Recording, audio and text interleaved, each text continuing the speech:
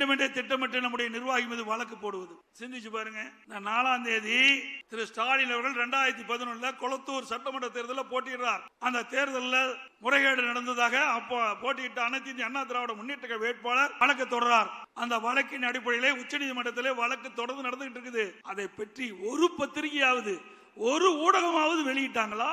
அண்ணா திமுக பற்றி நேற்றைக்கு முன்தினம் பத்திரிகையில போடுறீங்க. ஒரு நாட்டுடைய முதலமைச்சர் 2011 சட்டமன்ற தேர்தலிலே கொளத்தூர் தொகுதியிலே போட்டியிட்ட அவரை பற்றி விசாரணை வருகின்ற பொழுது எந்த ஊடகம் எந்த பத்திரிகையும் வெளிப்படுத்தல. 2 மணி நேரம் வாதம் நடந்திருக்குது. நாளை தினம் 11ஆம் தேதி வர இருக்குதாக கேள்விப்பட்டேன். ஆக ஊடகங்களும் பத்திரிகைகளும் தர்மத்தை நீங்கள் நாட வேண்டும். பத்திரிகை என்பது ஒரு நடுநிலையா இருக்க வேண்டும் என்று திட்டமிட்டு அண்ணா திமுகவை அவதூறு செய்தியை வெளியிடுவதை நிறுத்தி விடுங்கள். ஏன் மிரட்டுறாங்களா? பயமா இருக்க மாட்டேங்குது பத்திரிகை ஊடகத்துக்கு. ஏன்னா திரு சவுக்கு சங்கர் வீட்டுல மலத்தையும் அங்க இருக்கிற சாக்கடை தண்ணி ஊத்திட்டாங்களே, அது போல இந்த ஊடக நிறுவனத்தினுடைய பொறுப்பாளர்கள் மீதும் பத்திரிகை நடத்துகின்ற உரிமையாளர்கள் வீட்டிலையும் ஏதாவது மலத்தையும் ஏதாவது சாக்கடை தண்ணி ஊத்திடுவான்னு பயமோ என்னமோ.